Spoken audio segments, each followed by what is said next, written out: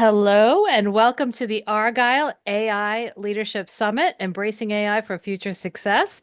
My name is Vicki Limbrunska with Argyle. It's great to have everyone joining us today. Just a couple of notes before I turn things over to our esteemed speaker for this session. First, a quick reminder to stop by our sponsors' virtual booths at any time during today's event and for the following week.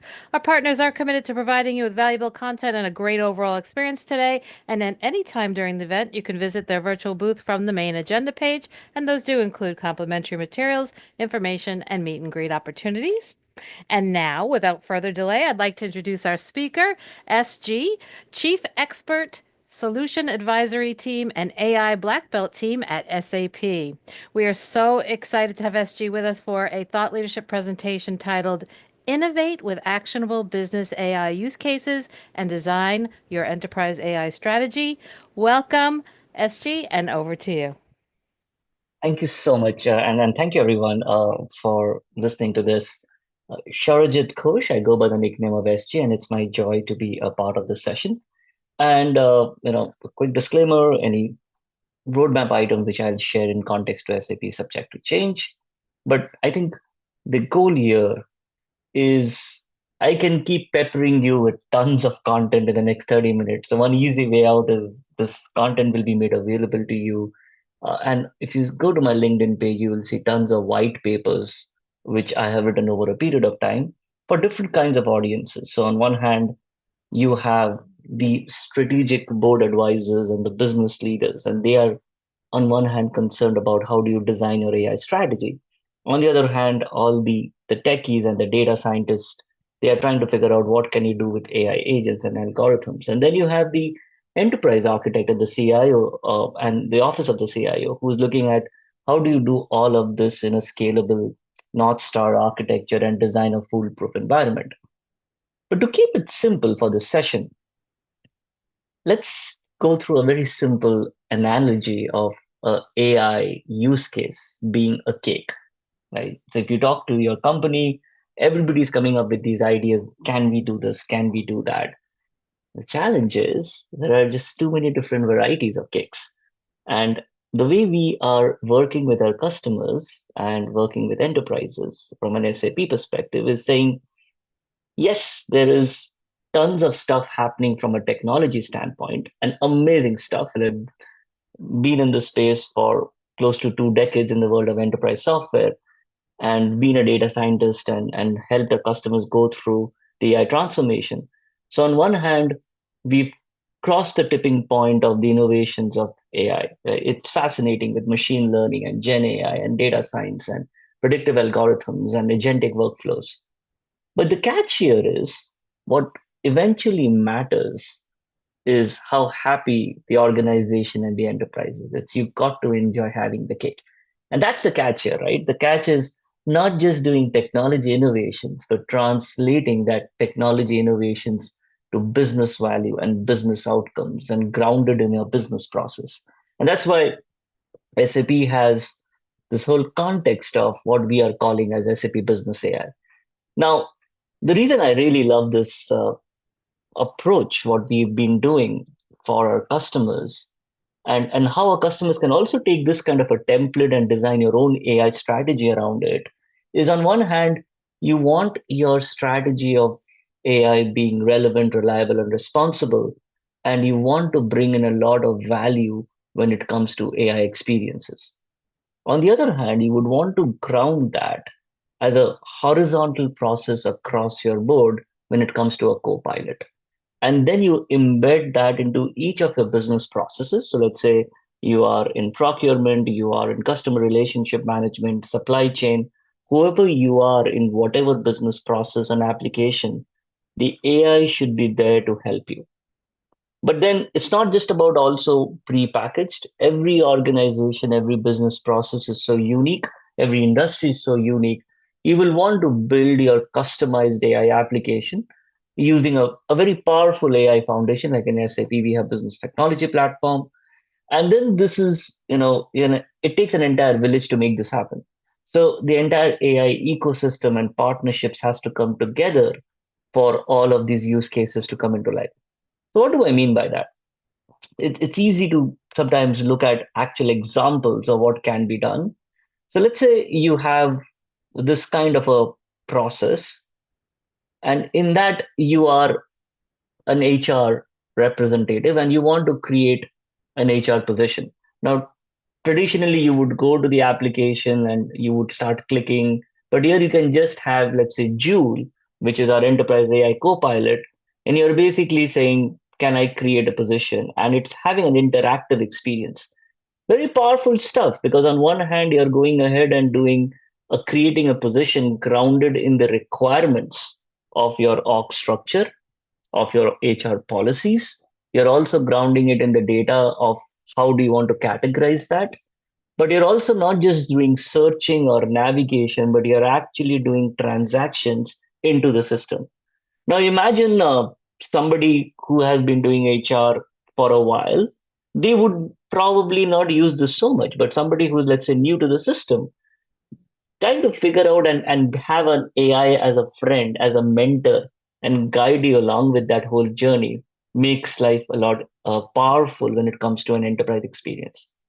Let's look at some other examples. Let's say you are a customer now, right? So you have a customer and they've gone into a shopping e-commerce site and they have an image. They want to buy, let's say, a dress. Now, this could be a dress, this could be a camera, depending on what they're trying to buy. And they just upload an image from their phone on what kind of dress they want to buy. And let's say the AI is there analyzing that image on the e commerce site and then figuring out, it seems this image which you have uploaded has different objects. So, can you actually select a particular object? And based on that object, the AI is actually navigating through and finding out what is the exact purchase for you. Now, this was a business to consumer experience. Now, think about it like an automotive truck where you have a tire with a, or for example, a machine with a serial number, or a pallet with a serial number with a return label. So it's not just about image, it's about the image, the shape of the image, the text on the image, and various algorithms working behind the scene. Now, here is the advantage, right? Allowing these to be consumed pre-packaged for our customers is where the adoption in AI is coming out to be great. Let's look at a different example. We all receive emails. So here, let's say there is this customer who's Joe Wills, and Joe Wills has actually gone ahead and said, hi, Mike, we want an update on a particular case. We want a quick review of this. Let's say Mike could be a sales agent, could be an operations agent, could be a service team member. Then there are some questions like, can you elaborate more on the metal coated sheets? Give me some value propositions and pricing guidelines. So simple email. But let's say I am Mike now, and here is the solution trying to tell me who that particular customer is. So I'm able to get a customer 360 view in context to where I am. So I'm in Outlook here. I'm able to actually look at that particular customer, the summary of who that customer is. And this is grounded in the enterprise data. So if you see, it's giving me the total spend, the error free invoice rate, the priority service, but it's also summarizing that using generative AI. So on one hand, it's technically speaking, it's leveraging retrieval augmented generation in the enterprise data, but then it's also using the generative AI to actually make life easy. Now here is where it gets really magical. Have a look at what this email has done from a smart action perspective. It's figured out that the customer is asking for a particular case. And here, it's very easily figuring out what that particular case ID is. This could be, let's say, they're in let's say, an SAP service kind of a solution, and it's figuring out what kind of is the case, what are the details of that particular case, is it in process, what is the priority.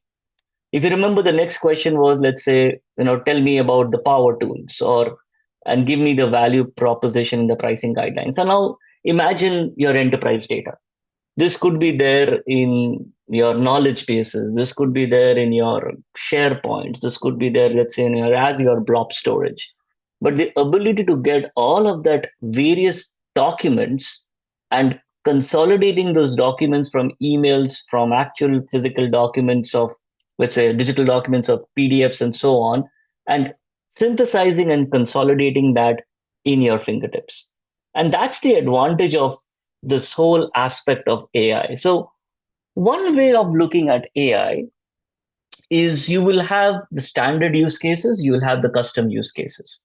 Now, when SAP is building these kind of use cases as pre-packaged, we kind of follow very similar methods behind the scenes. So let's look at another example of a pre-packaged AI use case.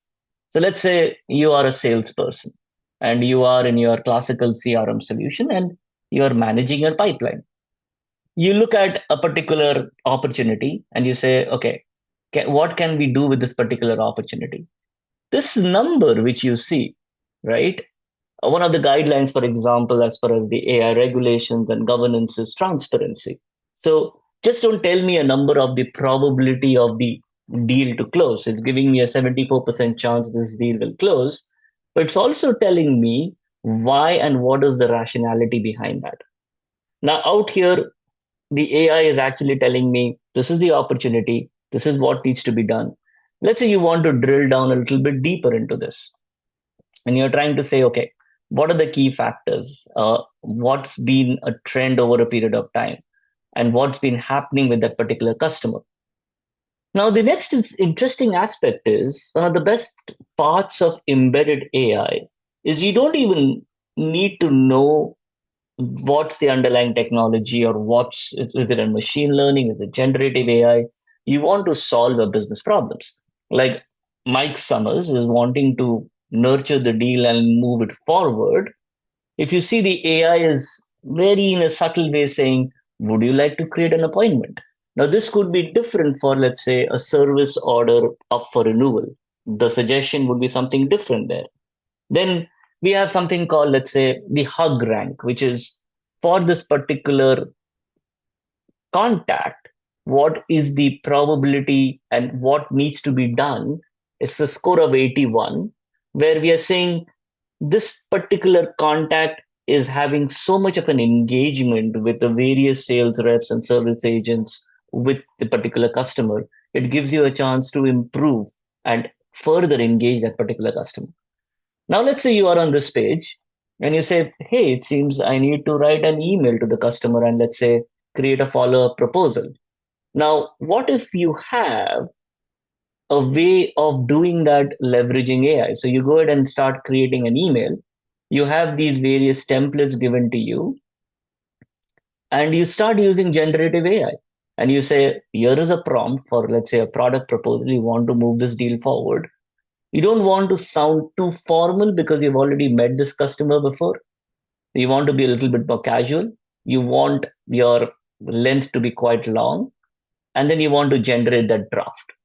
And that is the catch here. The way we are designing AI out here is a method of trying to actually package the various use cases in context to where you are. Having said that, what if you want to create your own use cases from completely from scratch? Let's say it's not pre-packaged, it's not what I've demoed so far. This is an interesting framework which will help you. Imagine you're making a cake, and when you're baking a cake, you need a recipe, right? So let's say you need a business process and you need your strategy, you need equipment. So, for example, how do you actually go about baking the cake? You need that entire infrastructure and the technology. And obviously, you need ingredients, which is the data. As an example, I showed you a pre-packaged example of, let's say, pipeline forecasting and how do you actually do that with opportunity management. But let's say you want to do a even more robust custom revenue forecasting management as a use case, for example. First thing we would say is figure out and identify who are the personas because each persona will have a different user experience. Each persona will have its own requirements of what they would want the solution to do. Again, focus on business outcomes before you get into the AI technology. Then where will the data come from for this particular use case? So let's say in case of a typical revenue forecasting management, your personas are sales reps and operations managers, sometimes analysts and planners. The data is coming from, let's say, CRM or ERP or even marketing data. Because let's say somebody who is a very loyal customer, there is a probability that that particular customer's forecasted opportunity will close, which means you need to prioritize that inventory when it comes to available to promise in supply chain. It's all connected in that manner. Now, once you define for which personas, for where is the data coming in from, what are the requirements, what are the key solutions where this will be enabled, and what is going to be the solution process, and very importantly, what is the expected value from that particular use case? Is it worth the investment when it comes to building that custom AI use case? Once you have this kind of a template and you can leverage this template while trying to design your next use case, then let's go back to the cake analogy, which was you need the recipe, you need the equipment, and you need the data. How do you go about doing that? So let's say for that revenue forecasting, what is your recipe? What is your business process? You go through, let's say in this case, for this particular use case, you would need to go through a data collection. Then you would need to go through a data management. Then you need to go through AI powered analysis. What does that mean? Then analytics and visualization. What do you need to do when it comes to an interactive tool for the analyst? So, for example, you saw what I demoed earlier when it comes to SAP Joule. Very importantly, AI use case by itself is useless if it's not integrated into the overall workflow and automation of the organization.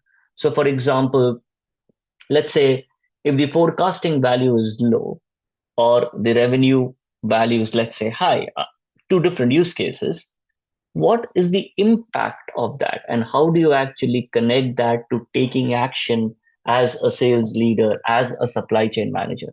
And finally, report generation and decision making. So, this is what I mean by a recipe for a business process. Now, for this business process and for this use case, what kind of data and what is the ingredients which is going to go inside that cake? So, in this case, for example, lead and contact data, or opportunity data, or sales forecasting, or product pricing, order processing data, and so on.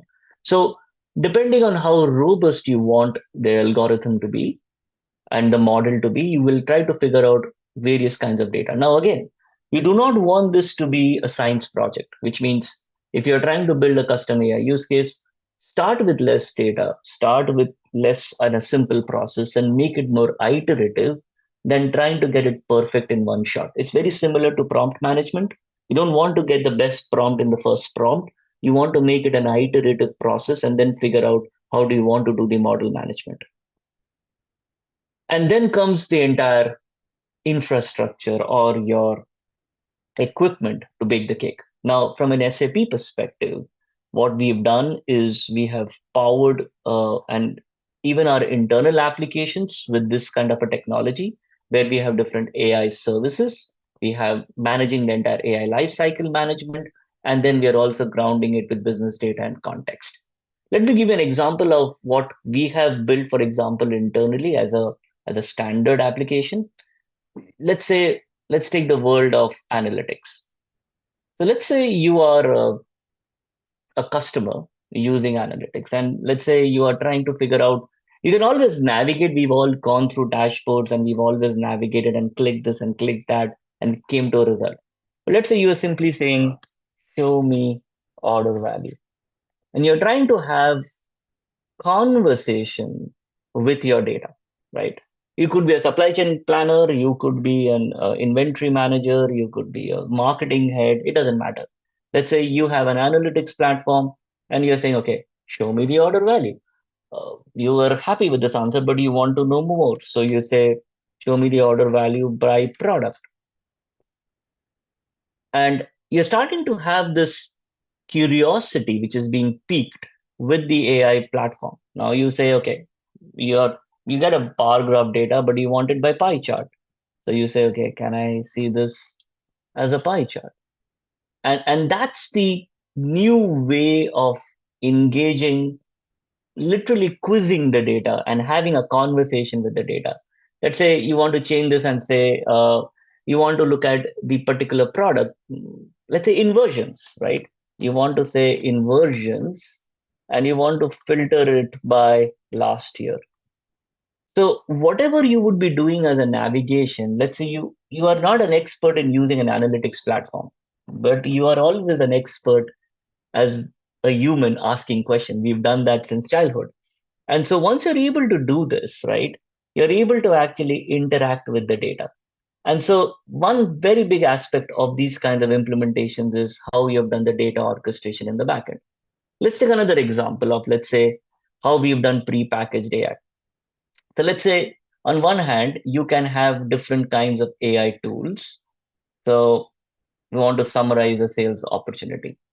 So you actually search for a particular account, and based on that account, you can get the opportunity length, and you can start actually summarizing a sales opportunity based on that. Or you might want to actually create a knowledge base, or you might want to generate a blog post. So these are all grounded in your data. Sometimes, let's say, hypothetically, let's say you want to actually, in this case of service, you want to create a dispatch instruction for the field service engineer. So you can actually say, okay, can I search for a particular case? Let's say this particular washing machine, and I want to generate a field service instruction where a field service engineer, every time they are actually going and repairing a particular machine, what will they do? Now, again, what is happening behind the scenes is very similar to this architecture which I described below. On one hand, you have, let's say, a vector engine. On the other hand, you have a generative AI hub, which will connect to various kinds of large language models behind the scene. And then you have these specialized AI services. Now, one of the advantage which we are offering thus with business technology platform and the AI foundation on this slide is not only we are leveraging similar infrastructure in SAP for building our own pre-packaged AI use case, you can also take these use cases and start creating these kinds of infrastructure and use cases yourself. Now, one last thought. One important aspect of AI, which I see a lot of customers ignore, is because generative AI is the new shiny toy and everybody is running behind it. Please do give importance to data also. So that doesn't mean that you want to do a 5-year data project and keep doing data cleaning and so on. But it's important to understand that you will always get use cases where, in order to differentiate yourself in the market, you would want to get a, a, a holistic view of the data. So, for example, if I go back to this particular example, you can always do revenue forecasting and management just with CRM data, right? So, just opportunity management, basic order data, and you can do revenue forecasting based on that. But that's not going to give you a holistic view because you want to get information from your supply chain. You want to get information from your procurement systems. Everything will feed into a forecast for inventory and revenue, as well as even external signals. So let's say, depending on seasonality or depending on the economic situation of macroeconomics, you might want to feed that into the model. And that is why I think it is very important to keep in mind that data will play a big role in your entire transformation. And even within data, what we are seeing is if you go back to this slide, on one hand, you would want to have a very wonderful heterogeneous environment of a data platform, like, for example, we have for Data Sphere, where we have created a business data fabric where the business users can actually make sense of the data and use that also in their analytics. On the other hand, you would need, in the world of generative AI, you would obviously need a vector engine when it comes to embeddings.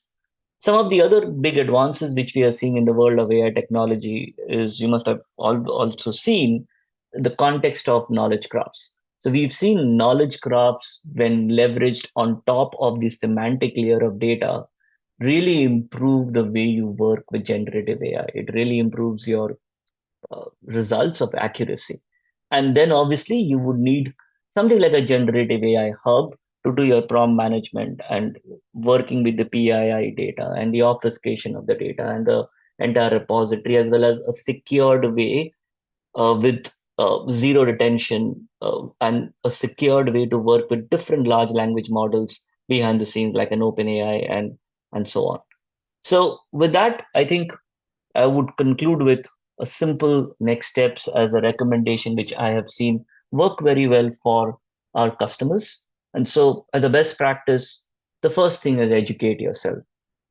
It doesn't matter what our roles are in an organization. You could be in the business team, you could be in the admin team, you could be in the strategy team, you could be in the technology team, the enterprise architecture team.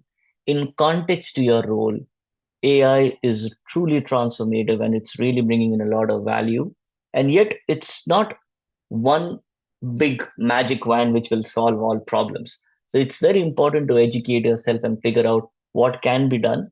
The next is conduct your own assessments and workshops and also figure out both your AI and data transformation and work with consulting companies, work with product organizations like SAP and come together. And then the last stage results would be creating your own roadmap.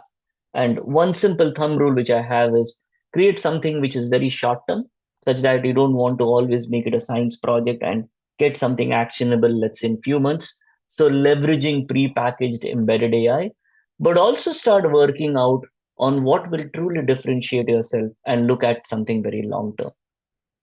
So with that, I would like to thank the organizers for having me here, and thank you, my dear listeners, on the session.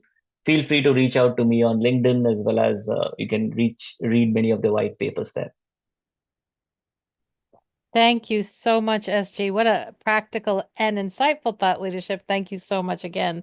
I also want to thank everyone else for joining us today. This session, along with all of today's content, will be available on demand for the following week. This officially concludes the Argyle AI Leadership Summit, Embracing AI for Future Success. Thank you again, everyone, for joining us today and engaging in our content. We look forward to seeing you at our next Argyle Digital Information Technology event, which will be our CIO Leadership Forum on November 14th, 2024.